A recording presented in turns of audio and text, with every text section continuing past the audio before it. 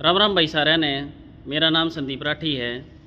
मैंने एक चीज़ ऑब्जर्व करी थी भाई कि जितने भी बालक तैयारी करने लग रहे हैं उनके माइंड में कन्फ्यूज़न है और बहुत सारे डाउट्स हैं, जिनकी वजह से वे अच्छे तरीके से अपना पूरा टाइम अपनी पूरी मेहनत एग्जीक्यूट नहीं कर पा रहे, जिसकी वजह से उनका स्कोर नहीं बढ़ रहा है।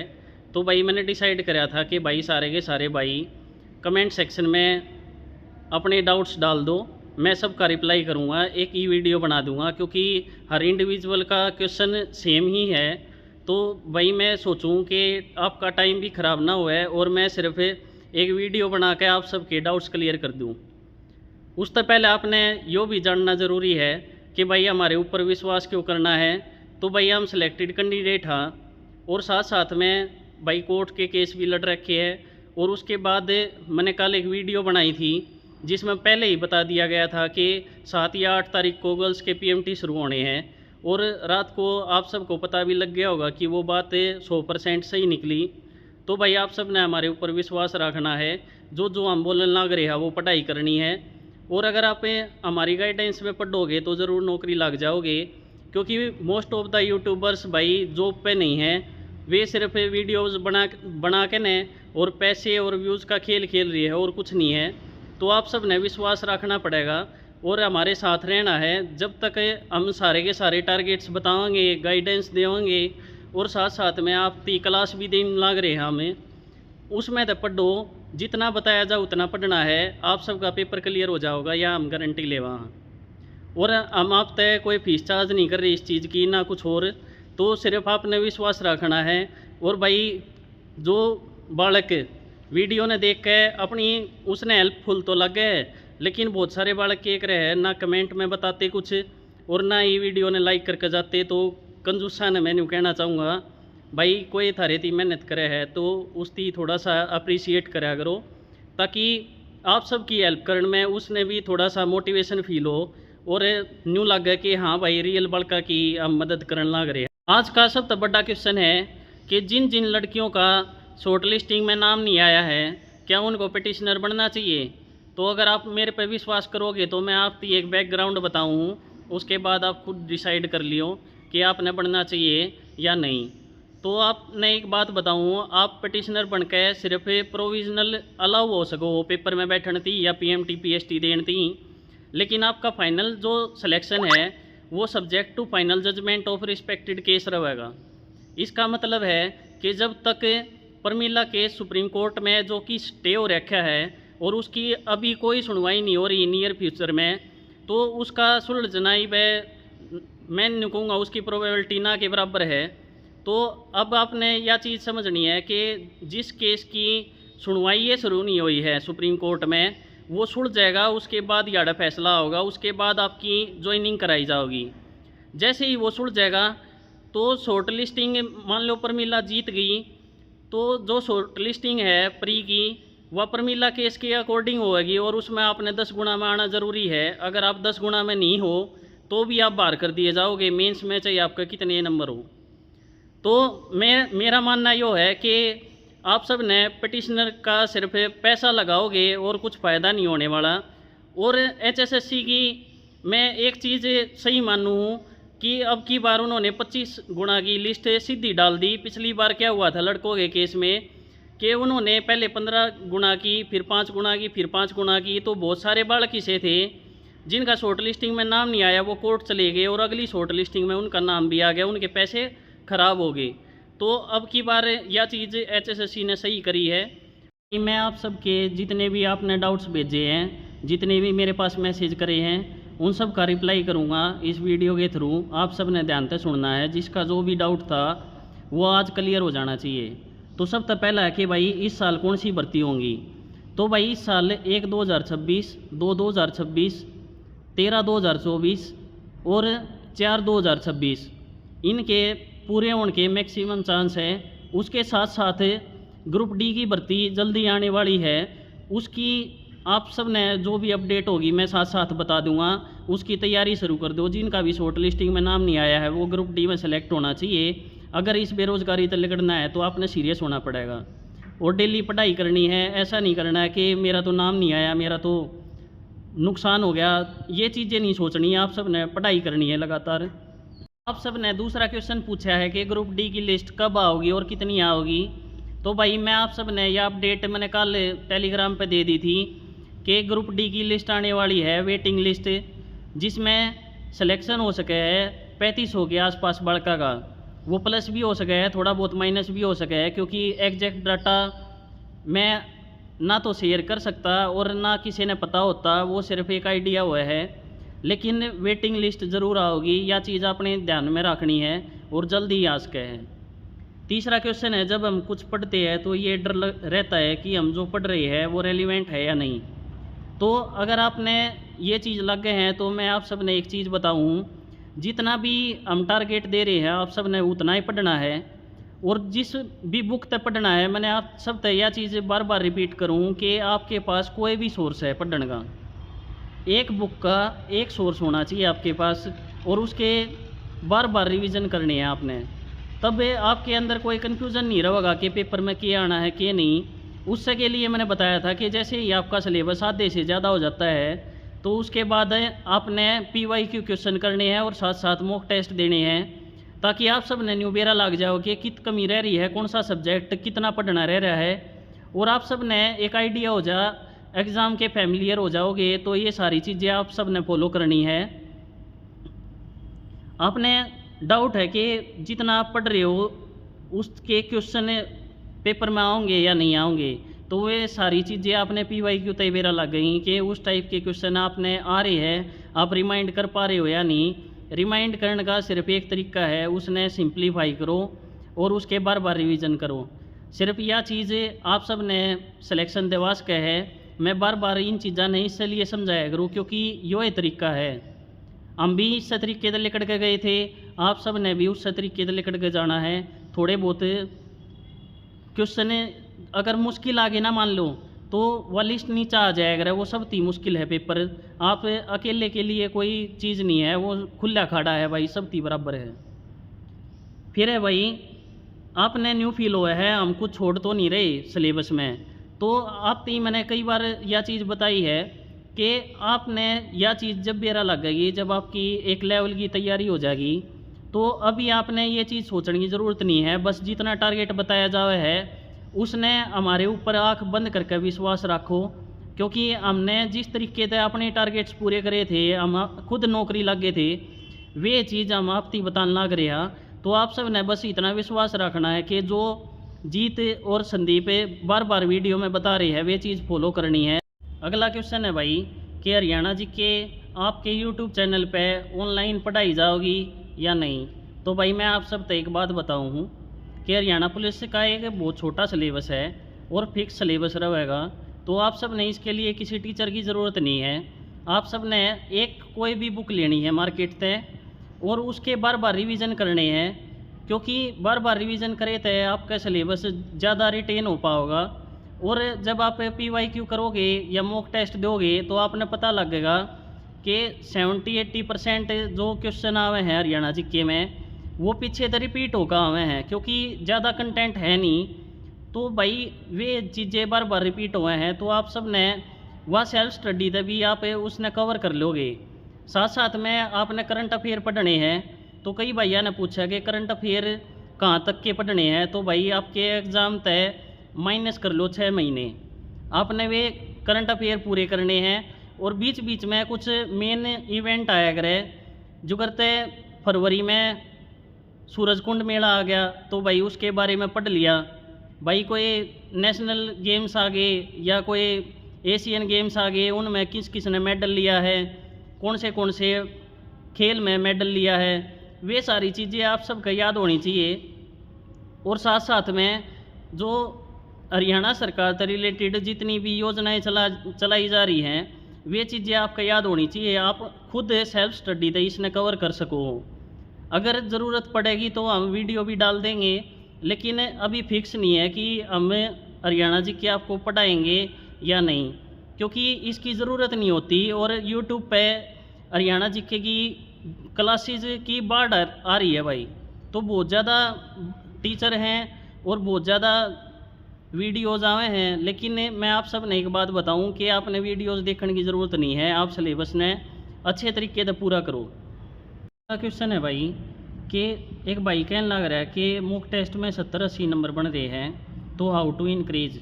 तो भाई तू एक सही ट्रैक पे चल रहा है, इसने कंसिस्टेंट रखी है इस चीज़ ने और बहुत डिसेंट स्कोर कर रहा है।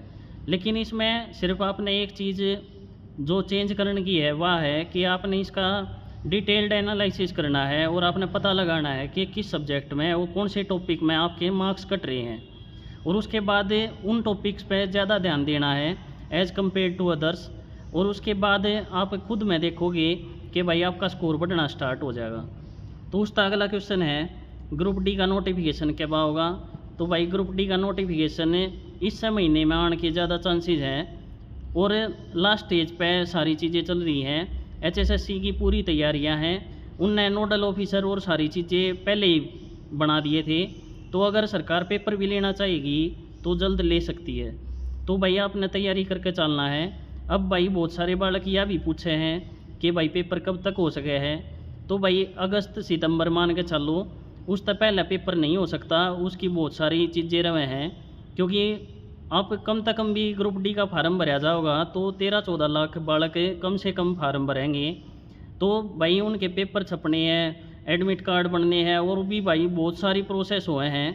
तो उस चीज़ में थोड़ा टाइम लग गया करे। तो आप मान कर चलो कि अगस्त में सितंबर में आप सबका पेपर हो जाएगा।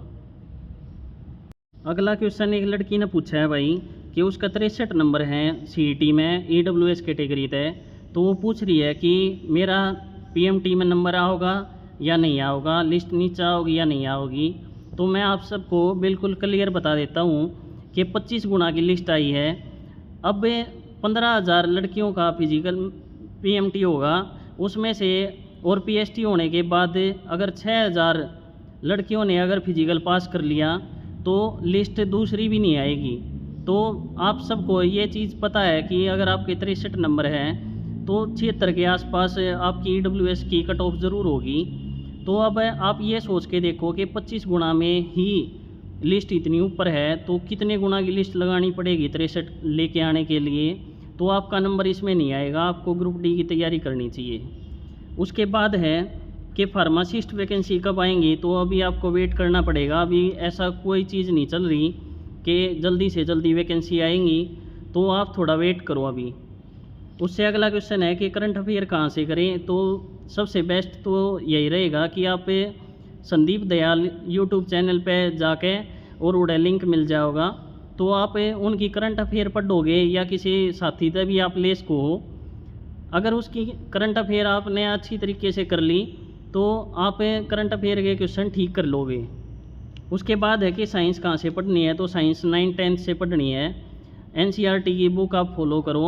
और अगर आपको बुक समझ नहीं आ रही तो एजू मंत्रा एक चैनल है, उस पर हर चैप्टर का अलग से वीडियो मिल जाएगी आपको, तो आप उसको फॉलो कर लो और अपना सिलेबस जल्दी से जल्दी पूरा करो। क्योंकि अभी टाइम रिवीजन का है, तो अपना सिलेबस जिस भाई ने पूरा नहीं करा है वो थोड़ा सीरियस होकर और थोड़ा सा ज़्यादा एफर्ट लगाओ ताकि आप जल्दी से जल्दी सिलेबस ने पूरा कर पाओ। उस तय अगला क्वेश्चन है कि मैथ की स्पीड नहीं बढ़ रही। तो भाई मैं आप सब ने एक बात बताऊँ, उड़े कोई सेक्शनल टेस्ट नहीं है कि आपकी टाइमिंग देखी जाओगी, आपने पेपर देना है। लेकिन मेन चीज़ है कि आप अगर सही तरीके से पढ़ोगे तो बहुत टाइम पहले ही आप पेपर ने पूरा कर लोगे। तो मैथ में हरियाणा के बेसिस पर आप देखोगे तो आपने स्पीड की ज़रूरत नहीं है, आपने कंसेप्ट की ज़रूरत है। अगर आपका कंसेप्ट सही है तो आप जल्दी से जल्दी उसने पूरा कर ले जाओगे। उसका अगला क्वेश्चन है कि फीमेल कांस्टेबल की लिस्ट आएगी या नहीं। तो मैं ये चीज़ मैंने बता दी कि जितनी भी लड़कियां शॉर्ट लिस्टिंग में आई हैं, अगर उनमें से 10 गुना बच्चों ने अपना पीएसटी क्लियर कर लिया तो और कोई लिस्ट नहीं आने वाली। फिर है भाई ग्रुप डी का एग्ज़ाम कब होगा, ये भी चीज़ मैंने ऊपर बता दी। फिर है भाई हरियाणा की पॉलिटी में क्या पढ़े। तो मैंने आपको एक चीज़ बताई थी कि मैंने टारगेट देते टाइम मैंने उसको पॉलिटिक्स को पॉलिटी बोल दिया गलती से। तो मैं आपको ये चीज़ बता रहा हूँ कि हरियाणा की जो पॉलिटिक्स है, जो राज्यपाल हैं, मुख्यमंत्री हैं, और अब कौन कौन एमएलए कहाँ से है, कौन सी सीटें रिजर्व है, कौन सी अनरिजर्व है, कितनी एमएलए की सीट है, कितनी एमपी की सीट है, वे सारी चीज़ें आप सब ने रिवाइज करनी है। और उसके बाद जो पॉलिटी का सेक्शन है वो ये है कि आप सब ने आर्टिकल याद करने हैं स्टेट से रिलेटेड, कि राज्यपाल के पास कौन सी पावर्स हैं, कौन से आर्टिकल के तहत हैं, और सारी चीज़ें विधानसभा की स्ट्रेंथ किस आर्टिकल के तहत दिखती है। ये सारी चीज़ें आप सबको याद करनी है, तो पॉलिटिक्स भी करनी है और पॉलिटी भी करनी है। उसके बाद है कि इंग्लिश की वकैब कहाँ से करें, तो मैं आप सबको एक चीज़ बता दूं कि देसी पढ़ाकू नाम का एक चैनल है, मैंने वो ही फॉलो करा था। उसमें नीतू मैडम की जो बुक है उसका सारा का सारा कंटेंट दे रखा है। जितनी भी वकैब है उसकी लॉन्ग टर्म की वीडियो पाऊंगी, तो आप उसने खोल के देखोगे तो हो सके कि मान लो एंटोनियम है तो 250-300 एंटोनियम ज़रूर होंगे नीतू मैडम की बुक में। तो वे 2-2.5 घंटे के टाइम सेगमेंट में करवा रखे हैं उनने, और बहुत अच्छे तरीके से समझा रखे हैं। तो आप सब ने उससे हेल्प मिलेगी, आप उस चीज़ ने फॉलो कर सको हो। और साथ साथ में जीत भाई भी तुमने पढ़ाने की कोशिश कर रहा है, जैसे ही उसने टाइम मिलेगा अगली वीडियो भी आ जाएगी वकैब की, तो आप उसने भी फॉलो कर सको। अगला क्वेश्चन जो आप सब ने पूछा है वो है कि भाई रिवीजन नहीं होती, यूट्यूब पर 6-7 घंटे वीडियो देख लेते हैं। तो भाई मैं आप सब ने एक चीज़ कहना चाहूँगा कि भाई दूसरे ने मेहनत करता देखने लग रहा है, खुद मेहनत नहीं कर रहा, बाहर हो जाओगा, तो इसलिए सीरियस होकर पढ़ाई कर ले, रिवीजन बहुत ज़रूरी है। और दूसरे पे यूट्यूब पे देख के न उस चीज़ ने कभी भी रिमाइंड नहीं कर पाओगा, उसने लिखा कर और उसके बाद रिवाइज कर, जब तेरे कुछ दिमाग में बढ़ेगा तो भाई तू बाहर हो जाएगा, थोड़ा सा सीरियस हो जा, ठीक है। फिर है भाई ग्रुप डी मॉक का स्कोर 50-55 से ऊपर नहीं जा रहा, 3 घंटे पढ़ता हूँ। तो भाई मैं आप सब ने एक बात बताऊँ कि इतना ज़्यादा कंपटीशन है, 3 घंटे से पढ़ने से आपका काम नहीं चल सकता, क्योंकि 3 घंटे में आप 2 सब्जेक्ट ही कवर कर पाओगे मुश्किल से। तो आप सब ने थोड़ा सा सीरियस होकर न ये चीज़ मत भेजो भाई कि मैं 3 घंटे पढ़ता हूँ 50-55 स्कोर आ रहा है।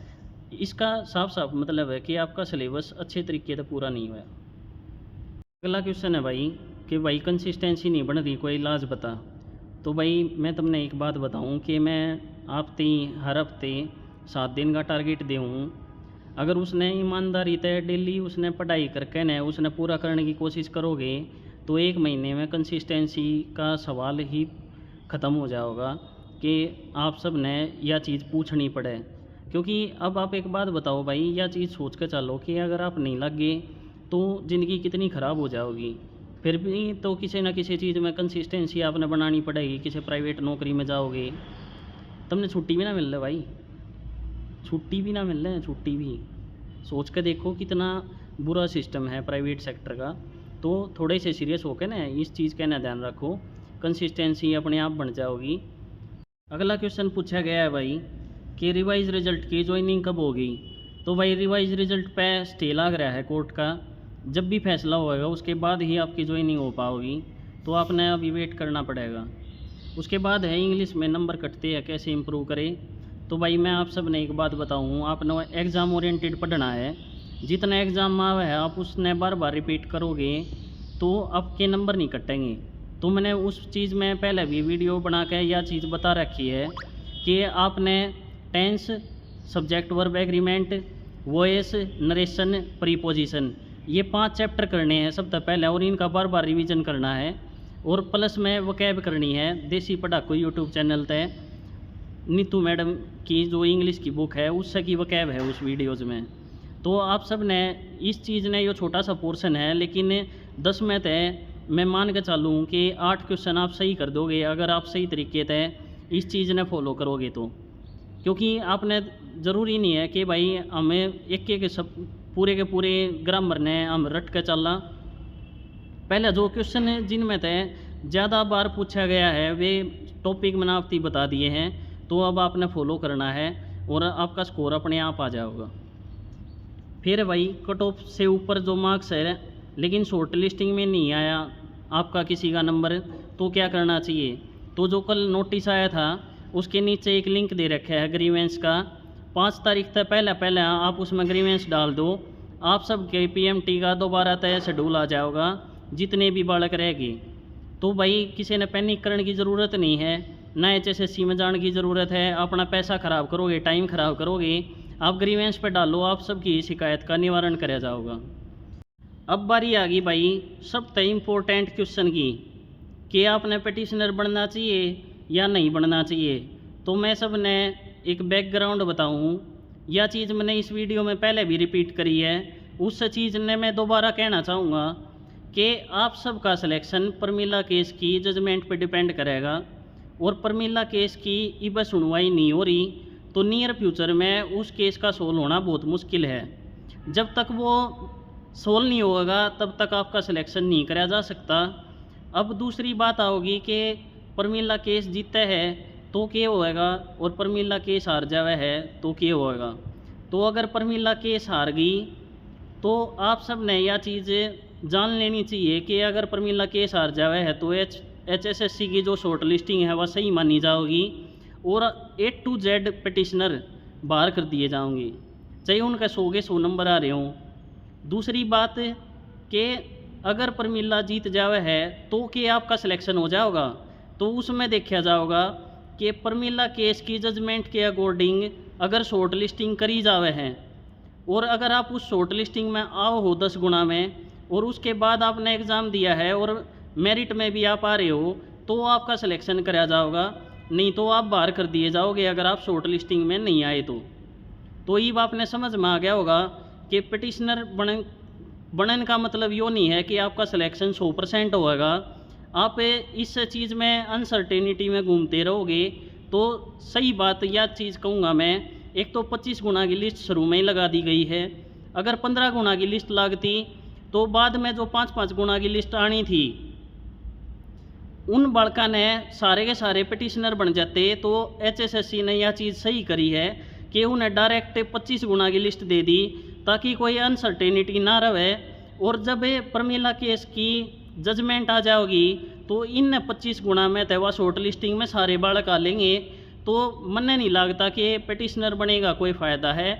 लेकिन अगर आप फिर भी बनना चाहो हो तो किसी ने इसे आदमी ने ढूंढियो जो कम से कम पैसे में आप सब ने पिटिशनर बनवा देवे और आपका टाइम ज़्यादा ज़ाया ना हुए और साथ साथ में आपने ग्रुप डी की तैयारी करनी है, जैसा कि मैं बार बार रिपीट करता रहूँ हूँ। आई होप कि भाई मैंने आप सब के सारे डाउट्स क्लियर कर दिए होंगे।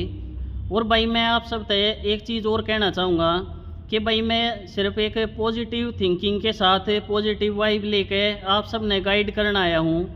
और वो करण भी क्यों आया हूँ, क्योंकि भाई मन ने बेरा है कि एक कैंडिडेट की ज़िंदगी क्या हुआ है। जब मैं इस अंधेरे में फंस रहा था तब मेरा साथ देने कोई भी नहीं था, ना मेरा कोई हाथ पकड़निया था कि भाई इस तरीके से पढ़ ले या स्ट्रैटेजी फॉलो कर ले। क्योंकि भाई मोस्ट ऑफ द यूट्यूबर्स खुद नौकरी नहीं लग पाए तो भाई वे तुमने के गाइड करेंगे। तो सब के सब भाई बहुत सारे यूट्यूबर्स तो ऐसे हैं जो सिर्फ वीडियो बनाने के चक्कर में रहे हैं, उनने बस की तेज थोड़ी सी हवा मिल जाओ और वे सिर्फ व्यूज़ लूट के और अपने बारे में सोच रहे हैं, आपके बारे में कोई भले की बात नहीं करता। तो आपने यह चीज़ समझनी पड़ेगी कि जेन्युइन कंटेंट कड़े मिल रहा है। और एक चीज़ और कहना चाहूँगा कि बहुत सारे भाई वीडियो देख के मेरे तो हेल्प तो ले हैं, लेकिन कम से कम भाई उसने लाइक या कमेंट डाल दिया करो ताकि मैंने न्यू लगा कि हाँ भाई मैं एक पॉजिटिव थिंकिंग के साथ बच्चे की सही तरीके से हेल्प कर पा रहा हूँ। अगर आप सब उस चीज़ का रिप्लाई ये नहीं दोगे जो मैं कंटेंट आप तक बनाने लग रहा हूँ तो भाई मन ने भी न्यू फील होगा कि मैं बिना किसी स्वार्थ के तो आया था लेकिन उस चीज़ की कंटेंट की आप सब रिस्पेक्ट नहीं कर रहे। तो आप सब ग्रुप में या इस कमेंट सेक्शन में न्यू बता कर जाइयो कि आप सब ने क्लैरिटी मिली या नहीं मिली, मैं कंटेंट आप सबको सही तरीके से प्रोवाइड करवा रहा हूँ या नहीं करवा रहा, मैं गाइडेंस आप सबको अच्छे तरीके से दे रहा हूँ या नहीं दे रहा। साथ साथ में भाई मैं आप सब ने एक चीज़ और बताऊँगा कि जितने भी भाई हमारे ऊपर विश्वास करे हैं उन तक सिर्फ यह चीज़ कहना चाहूँगा कि जितने भी टारगेट दिए जाए हैं उनने पूरे कर लो, जो भी गाइडेंस दी जाए है उसने फॉलो कर लो, आप सब जल्दी नौकरी लग जाओगे और कितने भटकना नहीं है। सारी अपडेट से आडे मिल लेंगी। तो मिलेंगे नेक्स्ट वीडियो में एक नई अपडेट के साथ, तब तक राम राम भाई सारे भाइयों ने।